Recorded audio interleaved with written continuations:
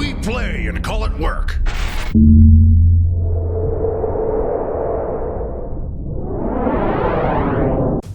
Hey folks, Janene from MiniWarGaming here with another how-to video for you. In today's video, we're going to work on finishing up this Imperial Warhound Titan by doing the base. And I'm going to take you through the steps of doing just a very basic brown earth. As always, if you have suggestions for what you'd like to see in future how-to videos, go ahead and leave them down below in the comments. So we're going to start off with a little bit of airbrushing to speed up this process, and for that reason I've gone ahead and taped off the feet of this Titan before I started. There's also a lot of decorations on this base that we're going to paint in our next video. We're going to start with a layer of Mournfang Brown.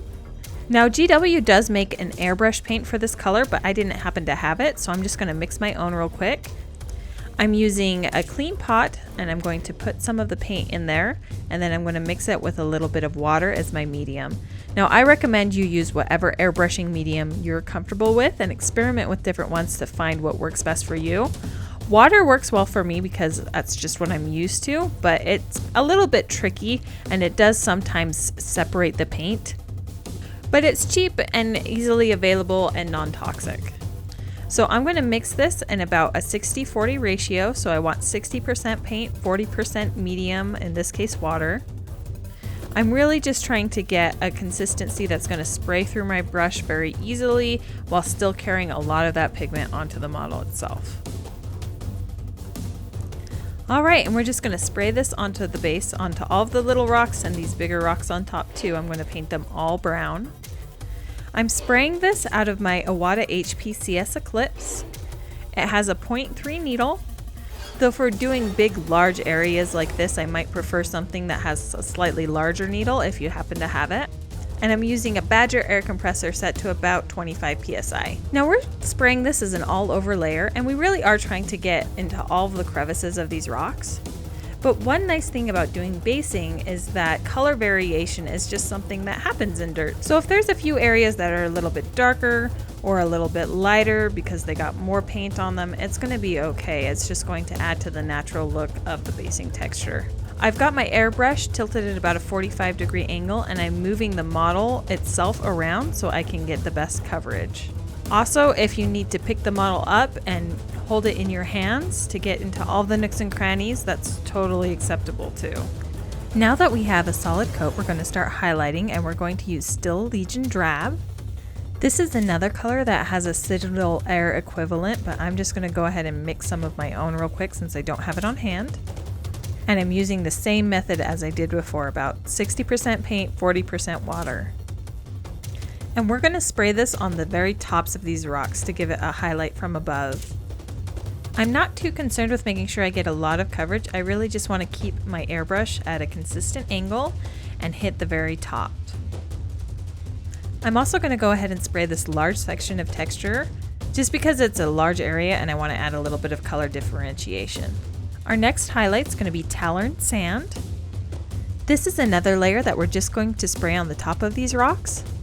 We're going to be putting it in a lot of the same areas that we highlighted with the Still Legion Drab, but we're going to be even more selective of where this goes and more controlled about making sure this is just a highlight in a very few sections. I like this color because it's got a lot of yellow tones to it, and it's really going to liven up the Still Legion Drab while still keeping everything very neutral and very earthy. Another nice thing about doing these highlighting layers is even though we want to control where they are and we kind of want to be aware of where we're putting the paint, we can be a little bit loose about it. If some areas are a little bit brighter than others and it doesn't necessarily follow a strict zenithal look, it's just going to add to the natural look of the base. Here you can see the base after the Tallarn Sand highlight. The next step is going to be to peel off the tape. Once all the tape's been removed, go ahead and give it a once over and make sure there's no bald areas where the tape was entirely covering the base from the airbrush. On this model I didn't see any, so we're going to go ahead and move on to the next step, which is Agrax Earth Shade. And I'm using this color for a couple reasons. I like how it's going to tint all of these browns that I've already put on.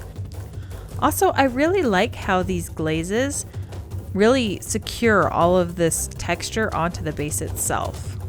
I really hate it when you accidentally knock over a model and all of the sand just falls off, so this is one way to keep that from happening. That being said, I still don't want to glob this on too thickly. I want to make sure that I move all of the glaze around with my brush so that there's no area that's too thick or gloopy. And this is a very large base, so I'm going to be using a lot of this color, but for your smaller infantry miniatures, you're just going to be using a very little bit. Here you can see the base after the glaze has been entirely applied.